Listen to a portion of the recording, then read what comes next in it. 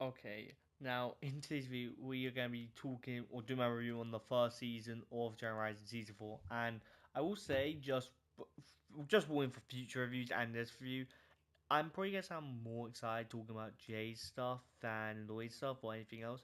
You can probably hear my voice occasionally because honestly, this whole season, I was like, when I was watching the episode, I was so hyped when Jay was on screen. I'm obviously biased because Jade's my favourite character, etc. Anyway, this episode's called The Whispering Woods. Obviously, we know why because, the woods be whispering, I guess. Basically, I'm going to start with the Frack and the Frax teams kind of stuff. Frax on Wildfire. I'm only going to say a bit, of course. They're in the place where people seem to believe that the dojo of Shaspin, the Shaspin dojo, is right now. And also, there's this one scene. There's the one. It could be obviously put off as a gag. Sora's like, oh, I want to rest. There's rocks there. And then Wildfire says she wants to eat. And then ends up being those things she needs to eat. The things she specifically says. So maybe this place is like wish magic, or if you think of it, you have it, which would, I guess, be a great place for the dojo to be if it is in this place, because obviously all you need to do is kind of wish it to happen or at least think of it. Obviously, maybe it has limitations, but like, if I just wanted to talk about that for a bit, that's kind of the only relevance they have in this whole episode. Obviously, they have relevance later episodes. This is kind of the only episodes that they kind of relevance, at least for this review. Anyway, okay, now let's talk about the Cole stuff.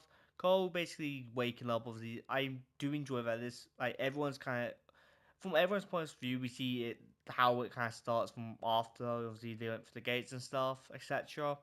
Obviously, with Cole, he ends up waking up after being zombified and sees the whole thingy, all thing run to down, and then everyone else injured, Geo injured or using a crutch and stuff. I will say from what I forgot his name, Mr. Frohickey said, they obviously took something for Wu's study. I have watched the episodes, but I'm not gonna say what happens in other episodes in this review. But he have took something from Wu's study, and obviously they are gonna go find that out in a later episode. Obviously, Ron 2 being injured, I am glad it seems to have a big impact because obviously Ron 2 didn't just get up randomly at the start of the season. Like, oh, I'm fine. So as Geo, Geozy got completely brutalized. Obviously, Mr. Furry got completely injured. They'll take about later on those two, but like for Run 2, Run 2 is quite ill for like most of this whole season. So I do enjoy the fact that they kept that thing, but Raz actually did some really big damage there.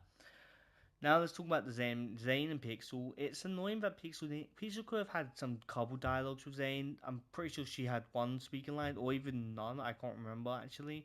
But basically, Zane's like, "Oh, my power's on the fritz," and he wants to go recruit the ninjas, which is a very smart thing to do.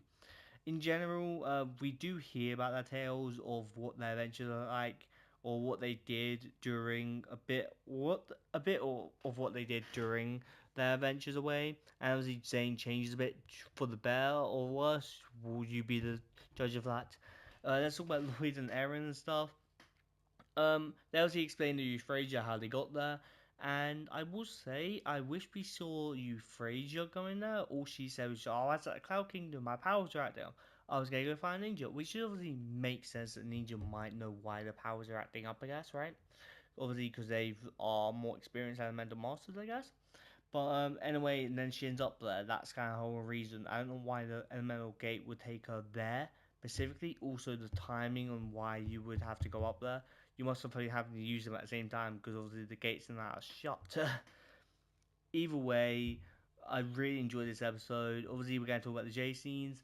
Jay, Kang, Neil, like throughout this whole season, I've been so great of a team to watch. But for this episode, still a really good team. Obviously, Jay and Kai have the whole like kind of Jay's kind of egging him on to use his powers and stuff. Obviously, the powers are on Fritz, so it keeps blasting him away.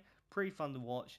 Obviously, we have a nice moment with Nia and Jay, and Jay's like, "I want to remember our first dance, our first time you laughed at my jokes and stuff like that. I made you laugh." It was really cute and wholesome, to be honest. I did do a bunch of edits on this. I think I did. I think I included that in an edit. I could be wrong.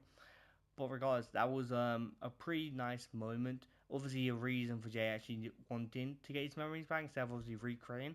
I was gonna be honest, some people might have wanted Jay to like recreate new memories and stuff. I wouldn't because technically that isn't really our character because they have no memories and no experience of our old memories. It'll just be a new character it's basically be a new character you just look like. To be honest, at that point, even if the best option they would have done is to merge the both, like personality wise, that I wouldn't have actually minded that. I won't talk about that now. We'll talk about it later. But all in all, that's good. We also learned kind of bit. I think we learned in this episode. We learned why basically Jay didn't go with the ninja. Jay didn't go with the ninja because he felt like an outcast. He felt like the other ninjas were kind of family, while he was kind of just left alone. Jay was kind of left alone. Like, he looked at Ninja and like, oh, you're not a team, you're family. And the family he had no memory of. Which honestly felt very nice, because on that team, he kind of just left, and then when he returned, he ended up saying he returned there because he regretted it. But I do enjoy the fact that they include that. They didn't have to, but I do enjoy the fact that they included that. Maybe you can even see it, but because of our perspective, he kind of turns around, flies away, stuff. But I do feel like the fact that Jay, because they have good chemistry, and it comes up later in the season, to be honest. But they have good chemistry together. Obviously, everyone's saying, "Oh, you used to be a ninja and stuff."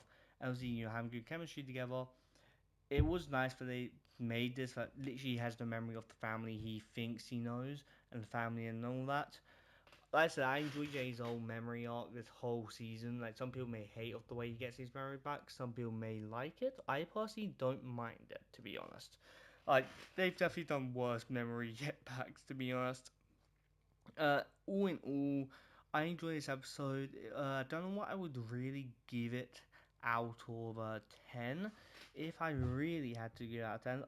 Actually, before I go, I will say they do end up meeting the Soul Sheriff live, and we have seen this clip, and I think I've talked about it on the channel, so I don't really want to go into too big detail. It was like, we've long since felt abandoned by the Green Ninja, etc. Because obviously, we know Lloyd skipped over that age from the trailers. It's already been revealed, so I don't really want to talk about it too much. But also, I really like this dragon. It's not a Soul Dragon, it's an Arc Dragon. I could be wrong. Also, like his little Tidesmiths, probably the best of the tides, I would say, to be honest. I might have to look at the other tides from other creatures. I can't remember, but this dragon's nice, and the tides and the whole thing, Whispering. Also, I do enjoy the fact that the Whispering Woods can grant life energy to elemental power to the ninjas. It's kind of nice that they get to use it, because I will say a whole season without them using their powers would have been really stale. It would have been more of a reason to do more ninja stuff. But at the same time, a lot of people expect at least a couple of scenes with powers here and there. So I'm glad they did that. If I had to give this episode a 10, something out of 10, it probably would be a 10 out of 10. I actually don't find any fault with this episode. The episode ends basically on them discussing the weapon and the weapon of desolation and stuff like that. And whoever this masked person is, obviously got leaked, I'm pretty sure. But yeah, the episode, I'm going to give it a 10 out of 10. I actually don't find much hate on this episode. I obviously saw it in French when it first released, but I don't hate this episode. Also, the new elemental monsters are also pretty sick. I only this episode one bit, to be honest. Okay, I don't know if I will give any low reviews for season 4 at all. I might be wrong, but I don't think I will. Okay, without further ado, see you next time. Subscribe, do your stuff, and yeah, bye guys.